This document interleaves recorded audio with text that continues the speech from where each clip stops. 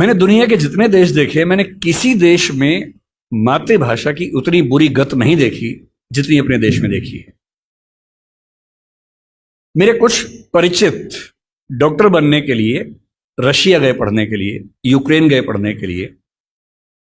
तो मैंने उनसे पूछा, मैंने कहा कैसे पढ़ते हो भाई, वहां कौन सी भाषा में पढ़ाते हैं? अंग्रेजी में पढ़ाते हैं? बोले नहीं, रशियन में पढ़ाते हैं मेडिकल साइंस।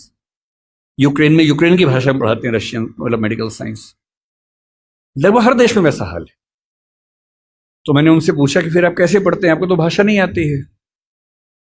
तो बोले नहीं, वहां का निश्चित सा नियम है कि पहले साल में हमें वो भाषा सीखनी होती है, फिर अगले 4 साल में उस भाषा में मेडिकल साइंस सीखना होता है। तो मैंने कहा इससे अच्छा वो अंग्रेजी में सिखा दें, आपको अंग्रेजी आती है। बोले नहीं, वहां तो ऐसी बात करने से भी नाराज हो जाते हैं। अपनी भाषा को लेकर बहुत सम्मान करते हैं वो लोग। वहां पढ़ाई की भाषा वही है जो उनके समाज की भाषा है। अंग्रेजी भी है, रिसर्च में है, जहां जरूरत है अंग्रेजी भी है, अंग्रेजी के विभाग है, वो भी एक भाषा के तौर पर है।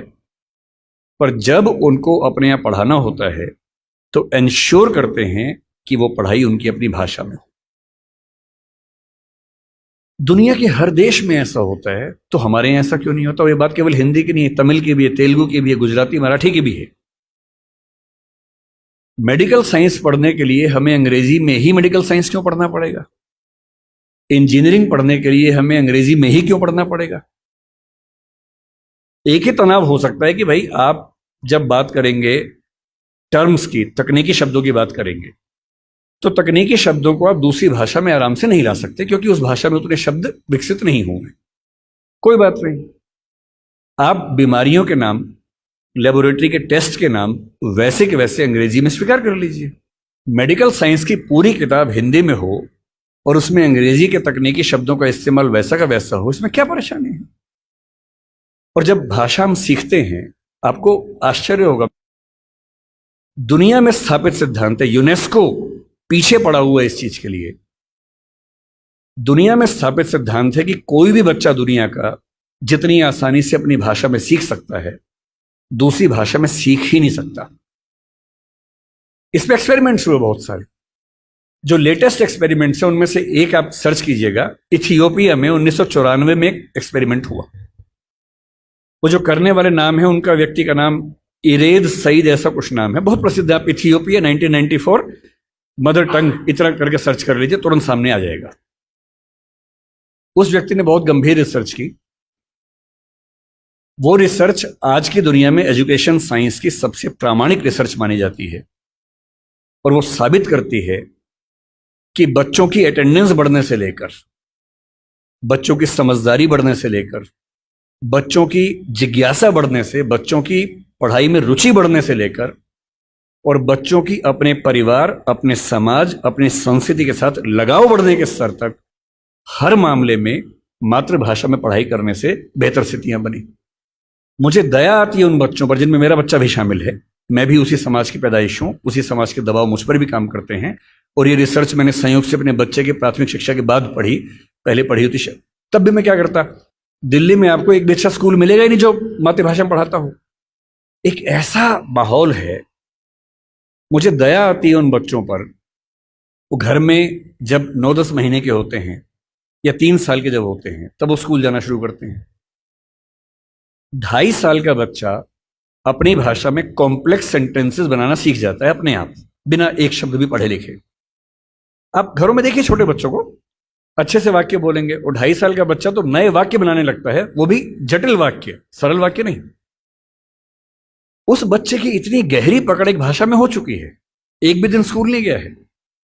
और इसलिए मातृभाषा का अध्यापन जब स्कूल में होता है, टीचर को पता होता है कि बच्चे को भाषा पहले से आती है, इसे दुरुस्त करना है, सिखाना नहीं है जीरो से।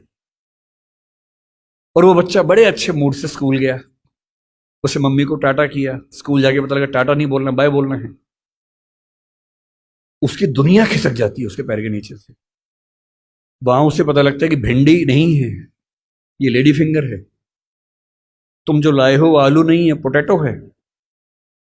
रोटी नहीं है, ब्रेड है। ठीक है ना, ब्रेड तो वो होती है नहीं, वो सब ब्रेड्स होती हैं।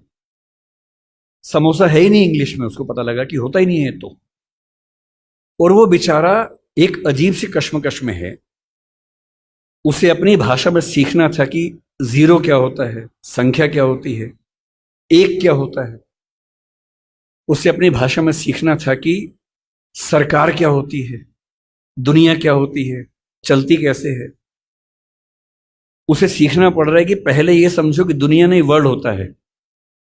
अब उसकी आधी से ज्यादा ऊर्जा वर्ल्ड पे अटकी हुई है और बाकी बची खुची ऊर्जा से वो समझ रहा है कि वर्ल्ड होता क्या है।